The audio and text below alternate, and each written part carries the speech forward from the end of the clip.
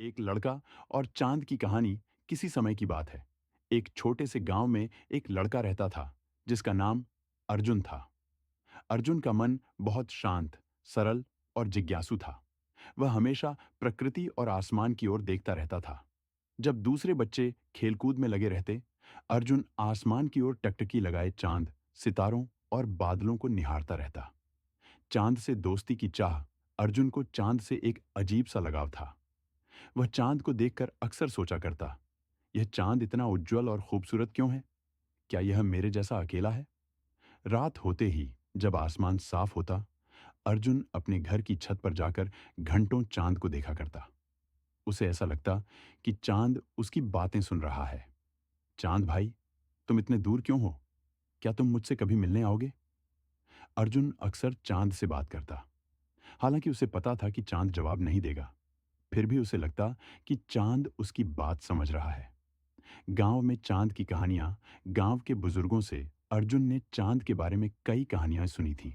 कोई कहता था कि चांद में परियां रहती हैं, तो कोई कहता था कि वह भगवान शिव का निवास है।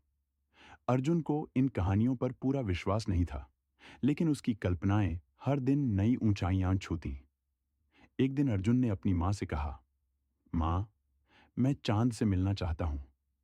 मां ने मुस्कुराते हुए कहा, बेटा, चांद तक पहुंचने के लिए बहुत मेहनत करनी पड़ती है। वह बहुत दूर है।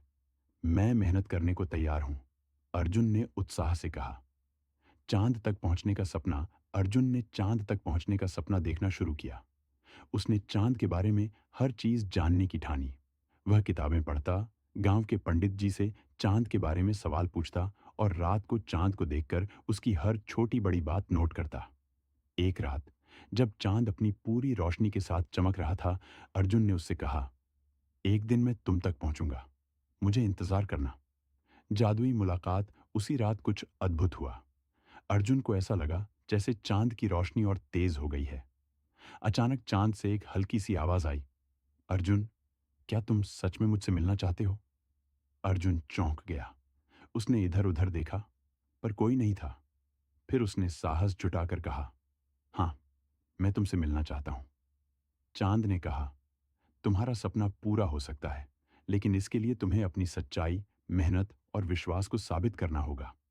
मिशन की तैयारी। अर्जुन ने अपनी यात्रा की तैयारी शुरू कर दी।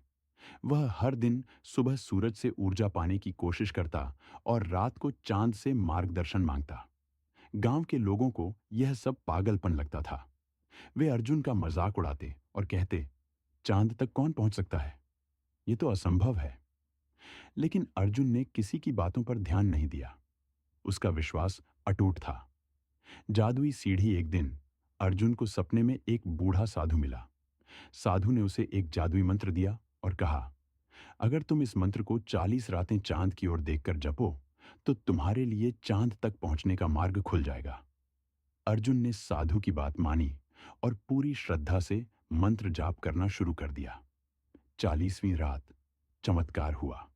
आकाश में एक चमचमाती सीढ़ी प्रकट हुई जो सीधे चांद तक जाती थी। चांद की दुनिया में प्रवेश अर्जुन ने बिना किसी डर के उस सीढ़ी पर कदम रखा। जैसे जैसे वह ऊपर चढ़ता गया, उसे लगा कि वह एक नई दुनिया में प्रवेश कर रहा है। चांद पर पहुंचने पर उसने देखा कि वहां की जमीन सफेद और मुलायम थी। चारों ओर अजीब सी चमक थी। चांद ने अपने मानवीय रूप में अर्जुन का स्वागत किया। तुम्हारा सपना सच हो गया अर्जुन। अब बताओ, तुम यहां क्यों आए हो? अर्जुन ने कहा, मैं जानना चाहता हूं कि तुम इतने शांत और उज्जवल कैसे हो। क्या तुम्हें कभी अकेलापन महसूस नहीं होता? चांद मुस्कुराया और कहा, अर्जुन, मेरी चमक मेरे भीतर की शांति का परिणाम है। मैं दूसरों को रोशनी देता हूं, इसलिए मेरा जीवन सार्थक लगता है। जब तुम अपने जीवन में दूसरों के लिए कुछ करोगे, तो तुम्हें भी ऐसी ही शांति मिलेगी। जीवन का उद्देश्य। चांद की बातों ने अर्जुन के दिल को छू लिया। उसने वादा किया कि वह अपने गांव लौटकर दूसरों की मदद करेगा और उनकी जिंदगी में रोशनी लाएगा। अर्जुन ने चांद से विदा ली और वापस अपनी दुनिया में लौट आया।